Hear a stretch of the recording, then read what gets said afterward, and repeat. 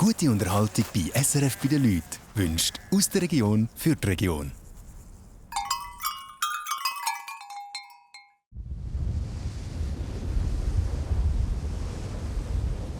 Die Oberariachhütte ist seit ein paar Tagen eingeschneit und es kann niemand kommen oder gehen. Die Hüttenwärter hocken Mutterseelen allein im Schneesturm. Als wäre das nicht genug. Der Gasherd hat plötzlich den Geist aufgegeben. Cousin, ich probiere jetzt einfach noch einmal. Ein letztes Mal, bevor wir da in die Schneehölle gehen. Ja. Wird sie nichts. Jetzt tue ich den Schalter so hin und her, wie der Gianno gesagt hat. Warte, ich tue noch mal Ohne Gas kann man da oben nur gerade mit Holz kochen. Und das ist schwierig. Probier noch mal. Oh ja, ein bisschen kommt. Weg. Scheiße.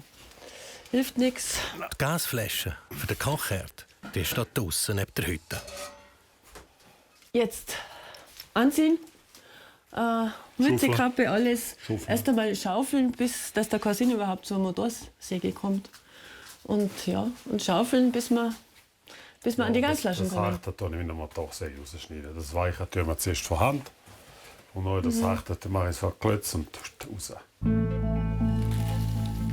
Es ist die erste Saison für Brigitte und dem Corsin da oben. Auf den Herbst hat ihr Vorgänger die Gasflaschen voll aufgefüllt. Und es sollte darum eigentlich genug Gas haben. Jetzt im Winter sind die Flaschen tief eingeschneit. Auf in den Kampf!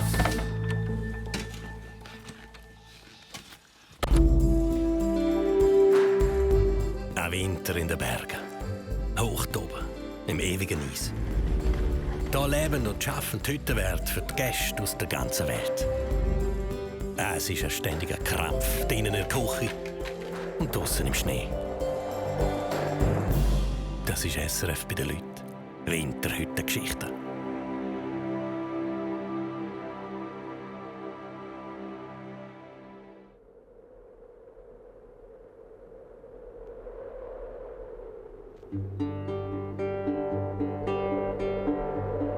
Ihre Natschhütten im Engadin kochen die Hüttenwartin Jill Lucas und ihr Team Pizzoccheri. Das traditionelle Bündner Veggie-Menü. Viel Gemüse im Topf, wenig Fleisch und möglichst viel selber machen. Das ist das Motto da oben. Es soll eine nachhaltige Küche sein.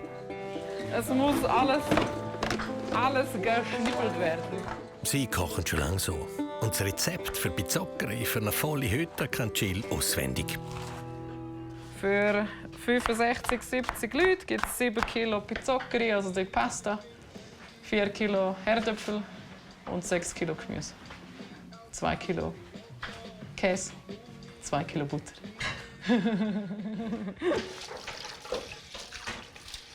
Der einzige Nachteil an dem Gericht ist, dass ich es nicht mehr so gerne habe, weil man so umgeht. Die Gemüsereste landen auf dem Hüttenkompost. Und das gefällt der Bergdola.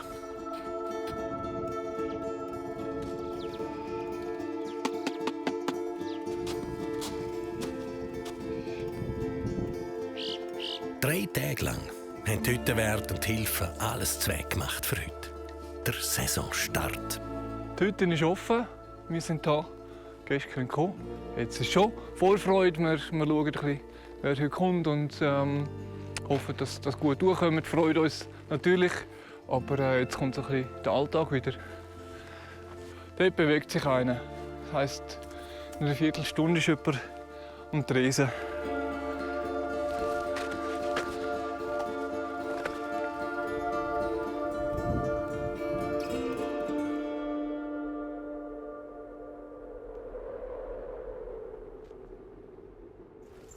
Beim Heliport von Saas-Fee ist der Hüttenwart Dario Andermatt in den Startlöchern. Zusammen mit seinem Team und den Vorräten für die Saison wird er zur Britannia-Hütte fliegen. Das Wetter war die letzten Tage schlecht. Aber heute soll es klappen mit dem Flug. Der Dario wartet nun auf das Telefon vor Helibasis. Jawohl, Louis, Dario. Jawohl, Wetter sieht gut aus, also Sicht rundum eigentlich top. Super. Der Heli kommt. Jawohl, und der Dario ist in Gedanken schon oben. es sind gewisse Sachen, die wir zuerst mal machen, aber gerade das Windelseil ziehen mit dem Helikopter, damit wirklich das Pistenfahrzeug dann der steile letzte Teil durchkommt und dann kann er dann auch die Terrasse ausstoßen, weil das hat dieses Jahr 2,5 Meter mehr Schnee auf der Terrasse. Wir sehen nicht einmal den Südeingang von der Hütte. Ja, und das sind einfach jetzt neue Herausforderungen. Der Dario ist schon lange Hüttenwart. Aber mit dem Heli über Hütten oben ein Stahlseil für einen Radtrag fixieren, das ist auch für ihn Neuland.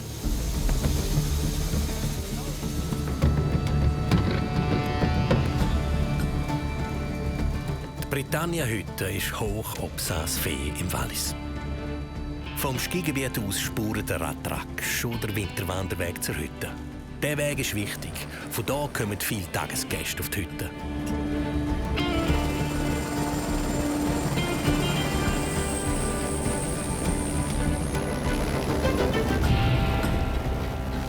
Der Dario und die Hüttenhilfen steigen unter den Hütten aus. Da müssen sie die Stahlseile vom Pistenfahrzeug fixieren. Das letzte Stück vom Winterwanderweg zur Hütte ist richtig stotzig. So steil, dass der Radtrag nur mit einem Seil überhaupt noch den Berg raufkommt. Statt das schwere Stahlseil wie letzten Winter mühsam von Hand aufzuziehen, zum Haken am Fels, wird der Dario das heute das erste Mal mit dem Heli machen. Es ist eine Millimeterarbeit mit einem Seil, das vom Heli abhängt. Gut, Dominik, hier Anker eingeheicht. Kannst du langsam mal anspannen. Das hoffen wir, dass das Pistenfahrzeug mit der Wind hier auf sich kommt. Früher war das hier viel flacher. In den letzten 2 Jahren ist das so dermaßen abgeschmolzen und durch das ist es viel steiler gekommen. Verstanden, ist gespannt. Weil der Gletscher so stark zurückgegangen ist, braucht der Radtrag jetzt hier ein Seil, um das erste Mal zu spuren. Tipptopp, viel Glück, danke schön. Dario sein Plan ist aufgegangen. Sehr gut, tipptopp. Sehr gut.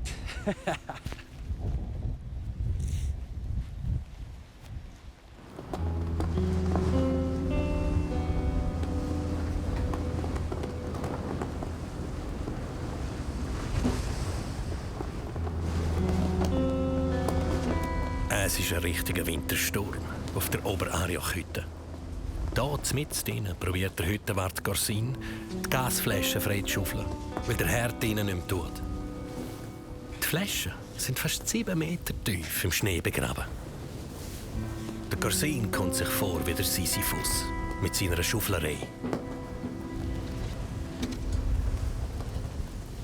Es hat halt höhere Wind, weil das wird jetzt wieder zu. Ich glaube, das hat im Moment keinen Sinn. Wir haben es probiert, aber ja, die Brille ist auch voll beschlagen da draußen. Das ist schwierig.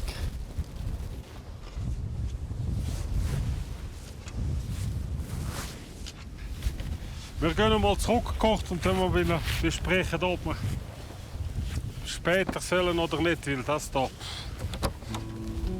Heute Morgen ist beim Kochen das Gas ausgegangen.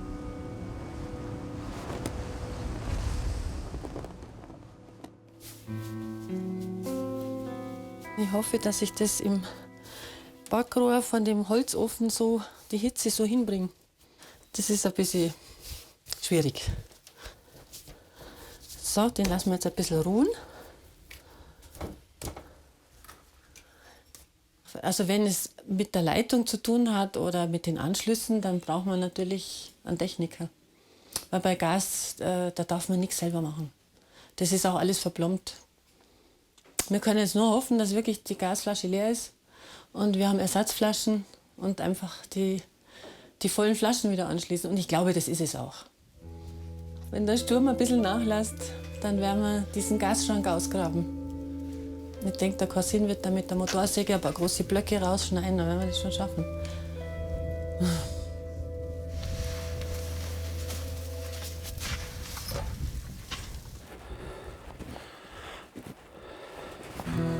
Die Britannia-Hütte wird seit 47 Jahren von der Familie von Dario bewartet.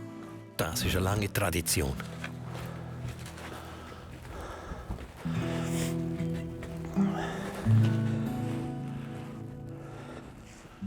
Die Mütter, der Vater, Hüttenwart gsi, die Mütter sogar 34 Jahre lang, bis 2013, 2014 habe ich das übernommen. Ich bin immer schon Sommerferien hier gsi, mitgeholfen. Für mich ist das hier ein Spielparadies gsi. Die Hütte ist wie sein zweites Daheim. Gell, das sind so solche, die nicht viel überlegen. Dort ist ein Winterraum, wie der hier. Und der ist zur Verfügung gestellt für die Touristen. Viele zahlen nicht, die sind alles unordentlich hinterlassen. Und dann passiert so etwas, da ist einfach ein Schäufler von außen lehnt. Und ja, sehen wir jetzt, die dann nachher da Einsatz bringen. Das geht natürlich ja, einfach mehr Arbeit und das muss einfach nicht sein. Und das ist so das erste Mal, wo ich mich ein bisschen aufrege, dass man nicht das Hirn schaltet hier auf 3000 Meter. Es hat so viel Schnee wie schon lange nicht mehr. Durch den Winterraum kann der Dario überhaupt rein in die Hütte. Der Holzladen beim Haupteingang ist von drinnen zugeschlossen. Jawohl, kehrt ihr mich da vorne, ja? Ich höre dich, ja, ich glaube, du kriegst sie noch nicht auf. Nein, ich tue jetzt auch noch hier in doch fällig ein bisschen Schnee. Ja, und kann dann etwas Werkzeug holen. Ja, ich bin gerade Ja, am das ist gut.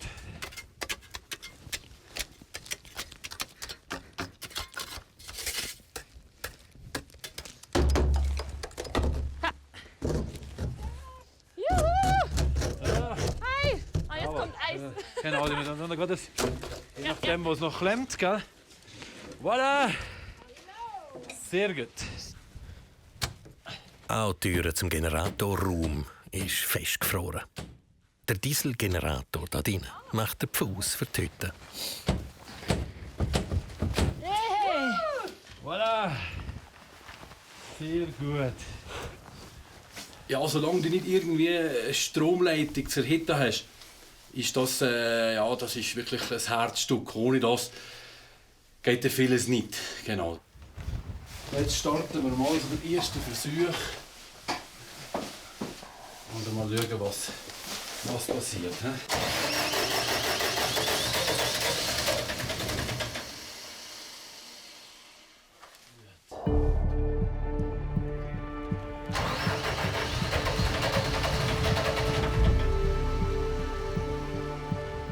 Gewisse Teile kann ich machen, aber wenn es dann nachher ins Detail geht, wie Einspritzdüse oder so mal wechseln, dann muss ein Mechaniker kommen.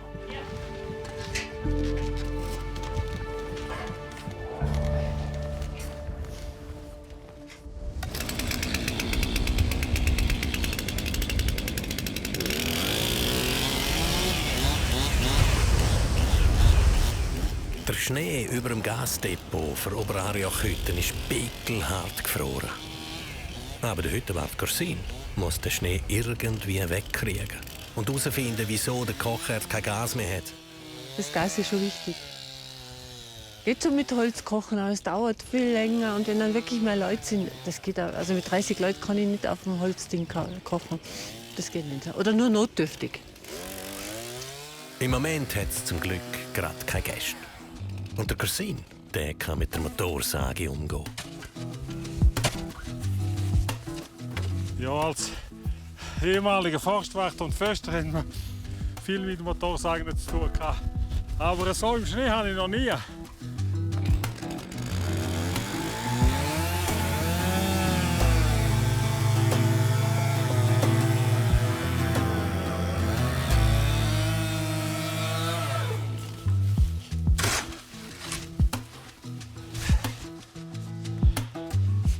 Du kannst die Säge am Boden lassen und dann nimmst du einen Schaufel und schiebst das immer weg. Da. Okay. Säge bitte. Jetzt habe ich noch eine Assistentin. Ich kann nur sagen, Säge bitte, dann kommt sie. Es ist auch eine kleine Operation. Im Herbst hat der alte Hüttenwart eine volle Gasflasche angehängt und auch noch eine auf Vorrat ins Depot gestellt. Eigentlich sollte man darum in der Wintersaison nichts damit zu tun haben. Und schon gar nicht einen Tag lang müssen sagen und schaufeln.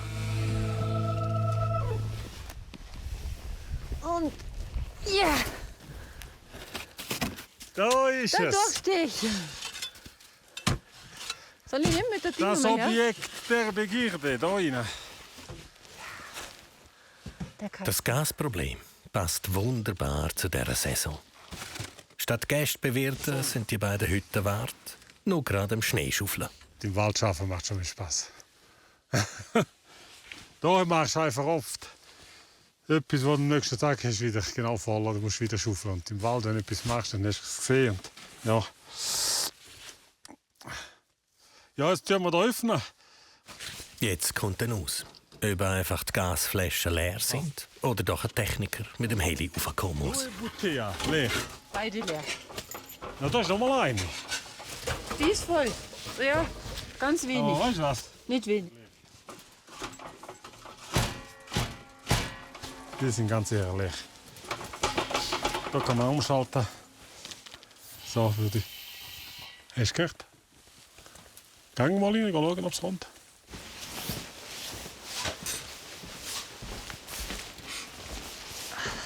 Zwei ganze Gasflaschen leer. Zum Umschalten auf die volle Flasche hat schon mal gut getönt.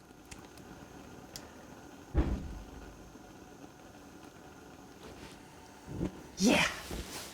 Gas.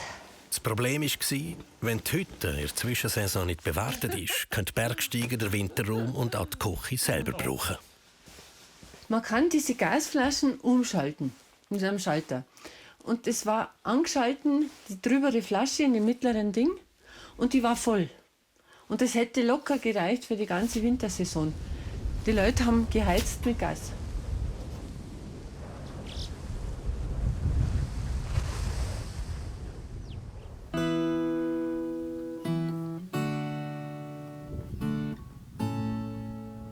Der Hüttenwart Daniel Siedler kann es kaum erwarten, dass es auf die Rienatsch-Hütte losgeht. Das Wasser nehmen, auffüllen und dann... Hallo, ciao. Herzlich willkommen auf die Natsch. Der Ski können sonst gerade unten zum Trocknen, nachher in den Skiraum hier. Die ersten Gäste für die Saison, die nimmt der Dani persönlich in Empfang. Oui, vous êtes les premiers? Les premiers? Oui, oui. Et oui, c'est le premier jour. Oui. Der Daniel und Jill sind seit 2019 Sommer wie Winter die Hüttenwärter von Rienatsch-Hütte. Die Hütte ist beliebt für Skitouren und Wanderungen in den Bündner Bergen.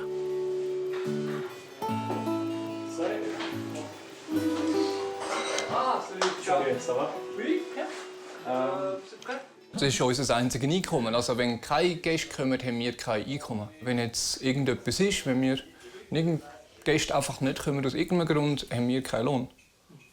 Dann verdienen wir nichts. Das ist ziemlich einfach. So wie im Restaurant oder Hotel auch. Wir sind selbstständig. Ja, grundsätzlich läuft es da oben ja gut und man muss halt dann auch vielleicht sich überlegen, dass man jetzt, wenn man einen guten Sommer hat, nicht gerade irgendwie «Oh, jetzt gehe ich auf Malediven ins teuerste Hotel und ich weiß nicht was» und alles ausgeben, wo man auch ein bisschen etwas auf der Seite haben für das Geschäft und auch privat, dass man einfach, wenn dann eben mal nicht so gute Saison ist und man weniger verdient, dass man dann auch noch etwas hat.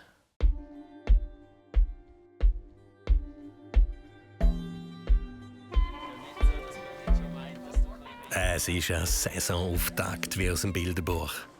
Es kommt Leben in die Bude. Das Geschäft läuft.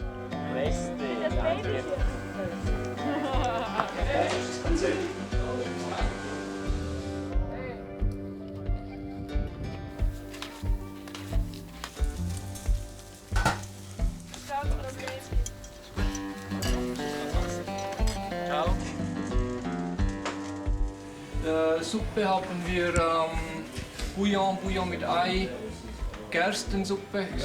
Gerstensuppe. Ja. Ist das Gersti? Gut. Geht einfach einen Moment, bis sie warm ist. Ja, ja.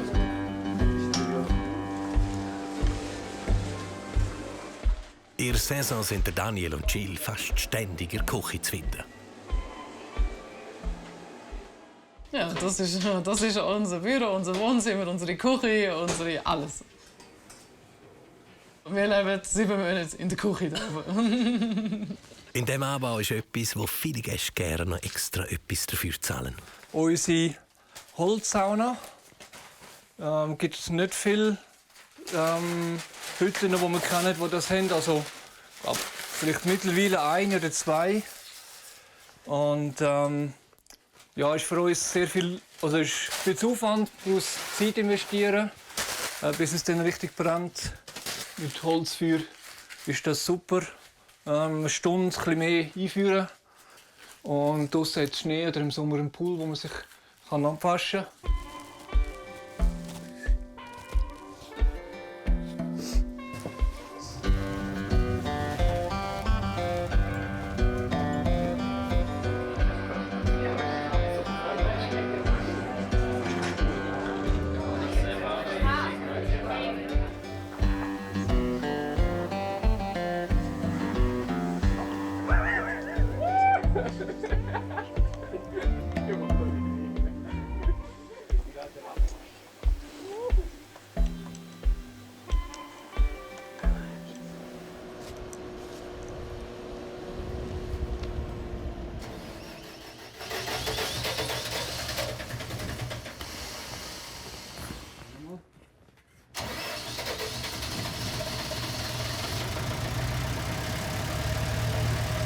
Das Dieselaggregat läuft.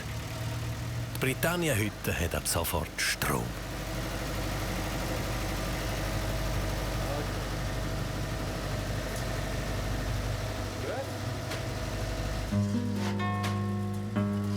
Die Britannia ist eine alte und vor allem grosse Hütte, die schon Mengenumbau erlebt hat. Es hat darum überall Türen, die zum Teil komplett zugeschnitten sind.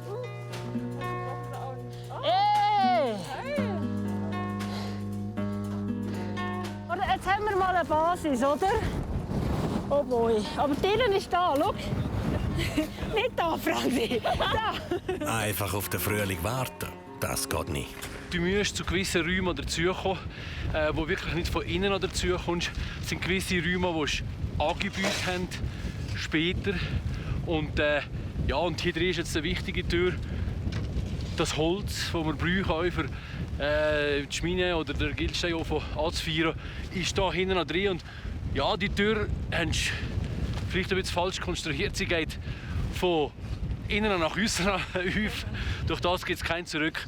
Wir müssen wirklich bis zum Boden.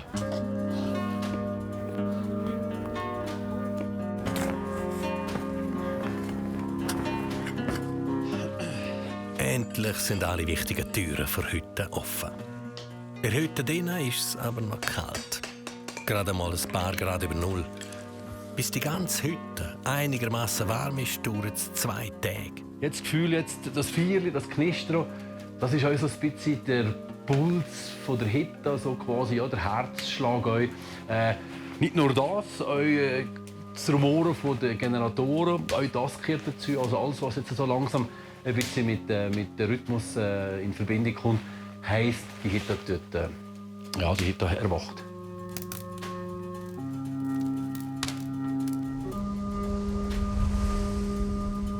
Nicht nur die Türen sind zugeschneit. Ja, jetzt kommt's. Jawohl. Genau.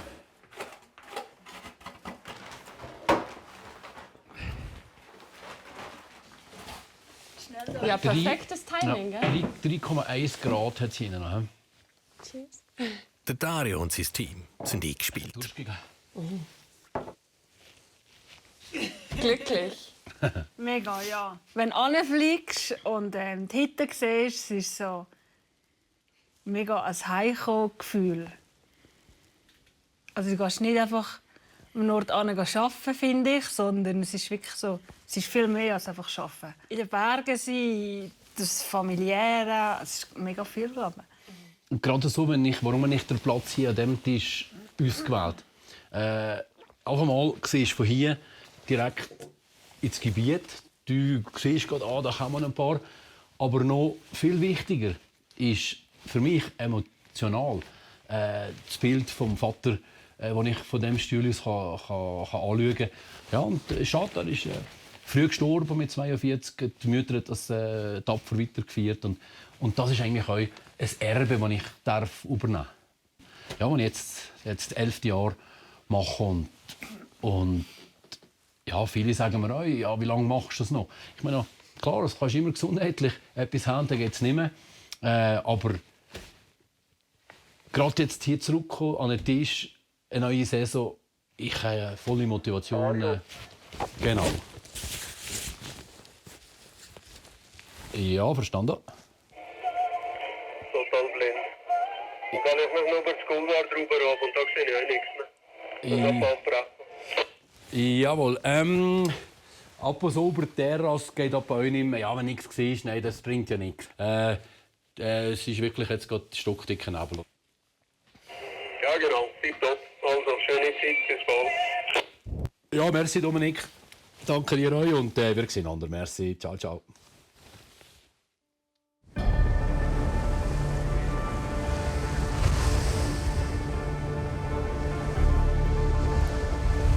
Mitten im Sturm ist eine Gruppe von Holländern unterwegs zur Oberarjoch-Hütte. Es sind die ersten Gäste für die Saison. Wir sind von der Finsterahorn-Hütte. Heute Morgen um 8 Uhr los. Normal hat man 3 Stunden und bei diesen Verhältnissen musst du fast das Doppelte rechnen. Wir sind auch froh, sind Sie jetzt da. Bei diesen Bedingungen, da oben unterwegs sein, auf über 3000 Meter über Meer, das ist heikel. Auch wenn die Gruppe schon bald bei Hütten ist, ausgerechnet das letzte Stock ist gefährlich. Jetzt hier muss man dann ein bisschen aufpassen. Es ist ein bisschen eingeschneit hier, dass sie da nicht halten Türen da hinten rum, dass sie dann schnell durchlaufen. Das ist nicht lang, aber ein bisschen Schneebrettchen könnte gleich noch da rausgehen. Die Gruppe kommt nicht recht vom Fleck. Die sind halt nicht so schnell wie du, oder? Und dann musst du die Geduld aufbringen, dass die halt langsamer sind. Und jetzt ist es doppelt so schwierig. Du siehst nichts. Oder siehst sehr wenig. Es ist kalt, Sturm. Und dann ist es immer so, je mehr Leute du bist, je langsamer bist. Oder? Das ist normal. Endlich hat sich die Gruppe bis zur letzten Schlüsselstelle durchgekämpft. Kommen die Ersten. Jawohl. Ich freue mich auf Menschen, auf Leute. Willkommen in Oberarjoch. Achtung. Gut gemacht. Jawohl. Gut gemacht. Weiter. Willkommen. Danke. In die warme Hütte. Guten Morgen. Guten Abend. Ich hoffe, Sie haben frische Rüstig. Wir haben alles frisch. Gut. Vielen Dank. Super. Geschafft. Nach über 6 Stunden draussen im Schneesturm bei Temperaturen weit unter Null sind Gäste aus Holland in warmen Hütten. Am meisten fasziniert mich die Begegnung mit den Menschen, die oft ausgedurstet und ausgehungert daherkommen. Und ich kann ihnen dann einfach da ein Zuhause bieten für einen Tag und für eine Nacht. Und da kommt sehr viel Positives zurück. Man lernt sehr interessante Leute auch kennen. Sehr international, da kommen nicht nur Schweizer und das ist mega spannend. Oh, wir haben es geschafft. Ja, toll, ganz super. Ja. Ihr seid 2 Bergführer. Ja, das ist gut. Und wir sind ja, mit 2 Bergführern am Seil gegangen vor und die andere hinterher und das war perfekt. Ja. Es war eigentlich recht gut. Wir freuen uns, weil ihr seid unsere ersten Gäste. Ja, von dieser Saison? Ja. No. Alle Leute haben abgesagt, das Wetter so schlecht war. Und jetzt seid ihr die Ersten. Das müssen wir natürlich feiern heute Abend. Und wir haben jemanden, der hat heute Geburtstag. Wow, ja dann. Dann haben wir 2 Sachen zu feiern. Unglaublich, das ist gut. Wenn ihr irgendwelche Fragen habt, irgendwelche Wünsche, ich bin hier. Dankeschön. Okay, bis nachher. Tschüss. Hast du gehört, ein Geburtstagskind ist dabei? Oh. Der hat heute ein schönes Erlebnis gehabt. Ja. Und dann kriegt er abends noch eine Geburtstagskerze. So haben sich der Corsin und Brigitte das vorgestellt, als Hüttenwart dort oben. Jetzt geht's los, oder? Jetzt haben wir 4 Tage gearbeitet und man sieht, da ist die Freude, oder? Dass es warm ist, dass es schöne Hütten ist. Das gut riecht nach Brot. Ja, genau. Der eine gleich gesagt, gibt es ein frisches Brot? Ich gesagt, ja. Dass sie hier einfach schön gemütlich daheim sind. Da. Ja, und dass es reduziert wird auf das, was wichtig ist. Was warmes Trinken, ein bisschen was essen, kein Luxus in dem Sinn. Aber das ist jetzt der Luxus. Genau. Das finde ich super.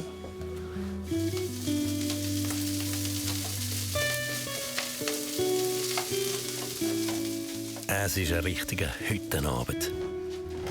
Aber der holländischen Alpinisten steckt die harte Tour noch so richtig in den Knochen. Wenn wir hier reingekommen sind, waren wir ziemlich müde. Also das war sehr nett, weil wenn man hier reinkommt und dann sagt man, oh, komm rein, wir helfen Sie mit den Sachen und es ist warm drin, willen Sie etwas trinken. Also ja, das war sehr freundlich.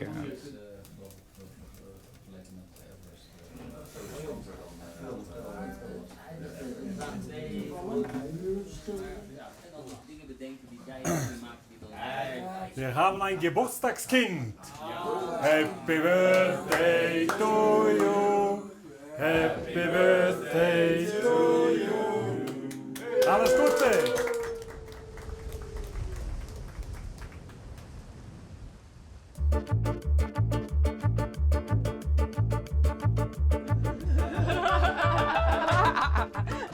Es rebelt in der Küche vor Jenatsch-Hütte. Pumpenvolles Haus zum Saisonstart. Wer will noch? Es wird noch.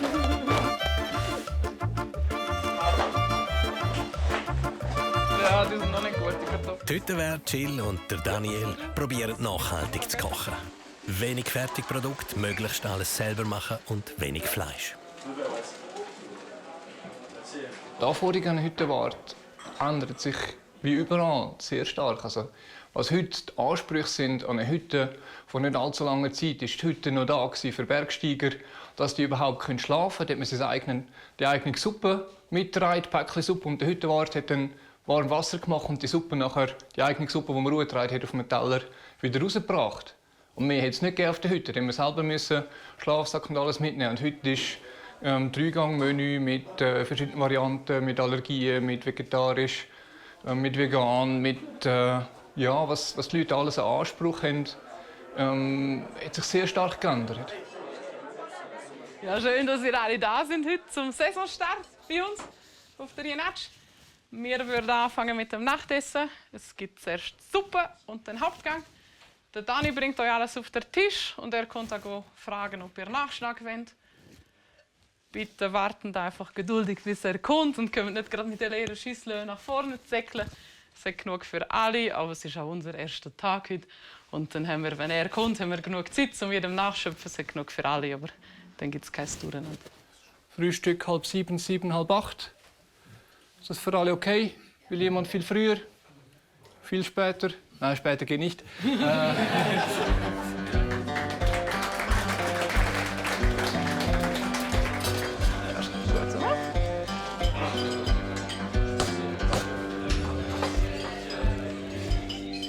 Mitte. Einmal Konfettisuppe. Guten Appetit hier.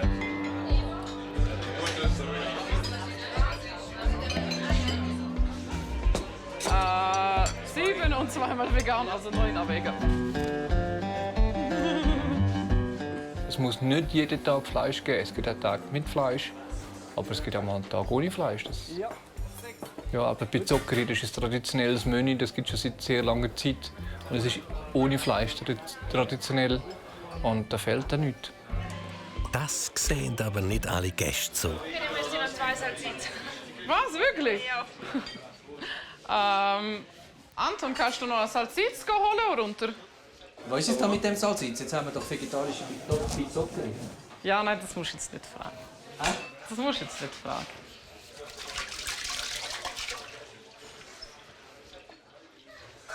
Der Kunde ist König.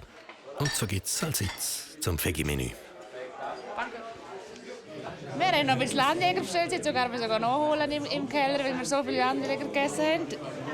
Wir müssen das Ganze ein bisschen pimpen, nicht? Sie hätte sich das vielleicht noch gewünscht. Aber ja, wenn du da jetzt für jeden den perfekten Dings machst, dann machst du einen Elble, weil der will immer Elble essen auf der Hütte und der andere will vegan. Und dann bist du das Resti oder dann bist du keine Hütte mehr. Also, aber wenn die Mehrheit zufrieden ist, dann, oder sehr zufrieden ist, dann ist ja gut.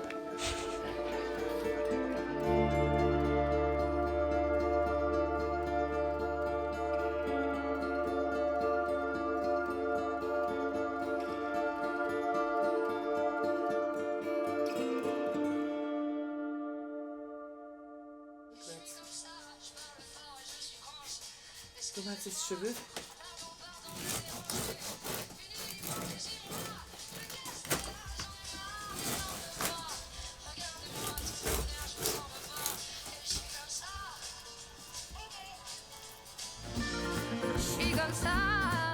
Es ist ein spezieller Morgen für die Brigitte auf der Oberaria-Hütte. Das erste Mal kann sie zum Morgen für die Gäste parat machen. Bis jetzt war das Wetter so mies, dass noch niemand auf die Hütte kommen konnte.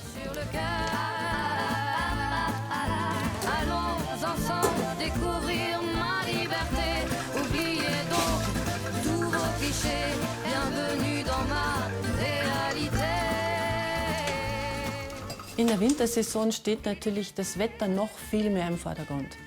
So wie wir es jetzt erlebt haben, da kann es einfach Tage durchstürmen und so schier sein, dass wirklich niemand kommen kann.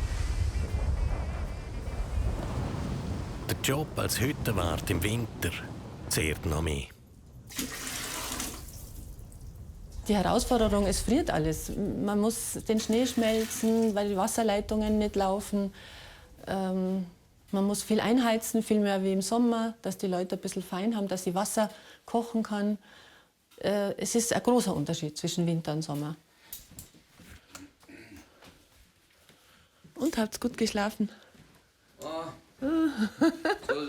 Ein bisschen aufgeregt vielleicht schon. Ja, glaube immer, der Höhe ist nicht so gut. Die Oberaria-Hütte ist auf 3250 Meter über Meer. Darum ist das Schlafen für die Gäste häufig nicht so einfach.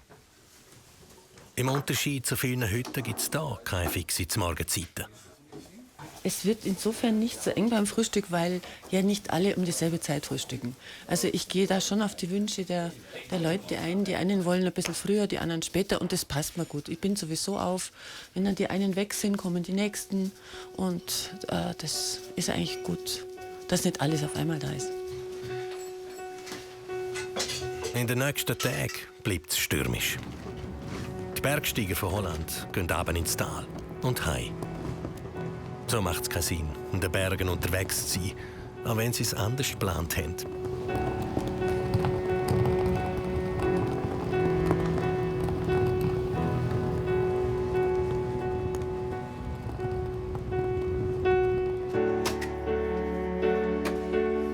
Es ist Ostern. Eigentlich sollte an diesem Wochenende die Hütte gräbelt voll sein. Denn in einem normalen Winter wäre Hochsaison. Aber eben nicht, wenn es durchstürmt.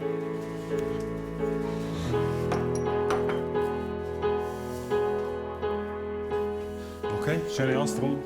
Die Brigitte und der Garsin haben beide Kinder aus ihrer ersten Ehe. Normalerweise feiern sie darum mit der Familie. Ich bin ein großer Familienmensch und mir fehlt meine Familie. Aber ich habe gestern Abend telefoniert und ich werde heute mal telefonieren, wenn es funktioniert, das Internet. Nein, das ist okay. Ich habe ja wirklich gedacht, ich habe jetzt heute volles Haus und dann wäre ja sowieso abgelenkt gewesen. Dann steht die Arbeit an erster Stelle. Und meine Kinder wissen, wie wichtig mir die Arbeit ist. Und ja, das ist in Ordnung so. This is a place that I call my home.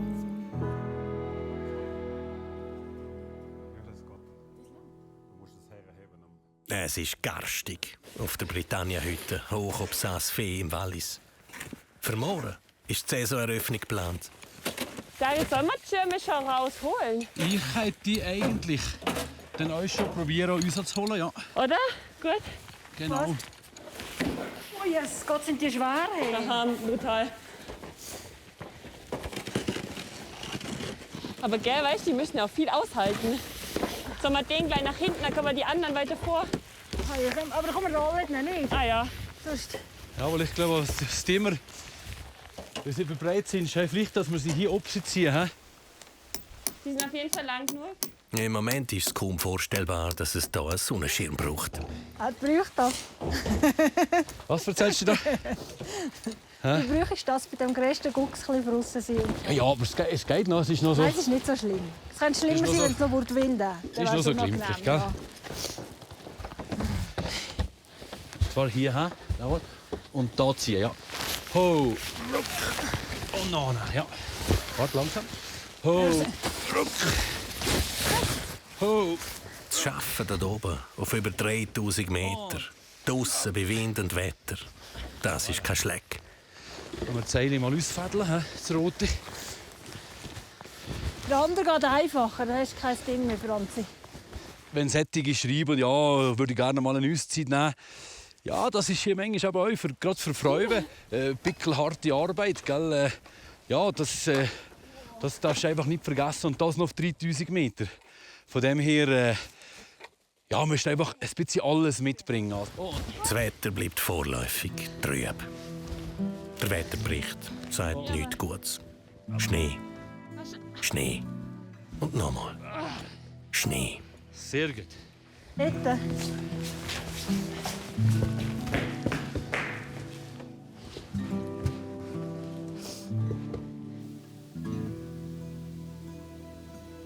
Morgen wird der Dario eigentlich die Hütten auftun.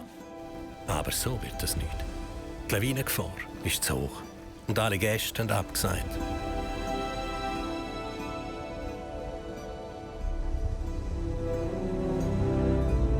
2014, als ich die Hütte übernommen habe, hatte es eine ähnliche Situation. Wir wollten eigentlich im 1. März aufmachen. Es hat dermaßen geschneit, gestürmt. Wir haben zweimal mit dem Helikopter, wir waren nebst der Hütte, mit starkem Wind nicht landen und haben die Hütte erst 13 Tage später aufmachen. Mit dieser Situation habe ich von Anfang an erleben oder bin konfrontiert worden. Und somit bin ich eigentlich auch nicht mehr geschockt. Oder es gehört normal zur Natur. Aber das jetzt muss gleich sein. Egal, ob Gäste kommen oder nicht. Sobald das Fahne gekisst ist, heisst das eigentlich schon, ja, ab jetzt ist eigentlich die Hütte offiziell offen. Und ja, wie gesagt, die Leute sehen nachher auch von weitem, der Dario ist da, wir können noch besuchen. Das ist schon schön, also doch, das gehört dazu.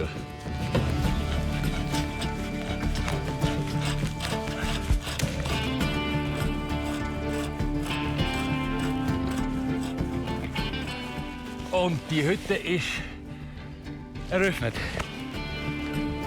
Yes!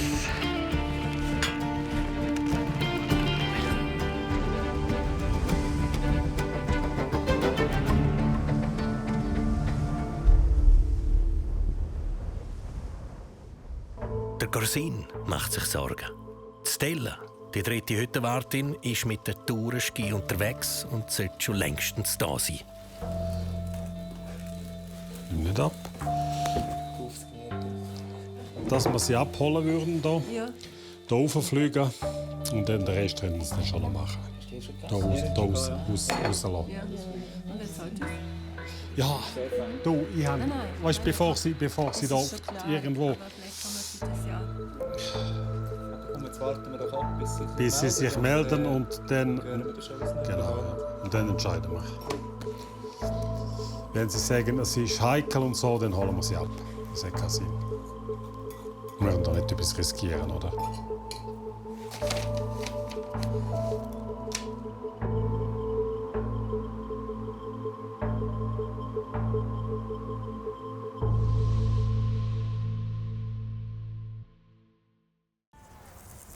SRF bei den Leuten ist Ihnen präsentiert worden von «Aus der Region für die Region».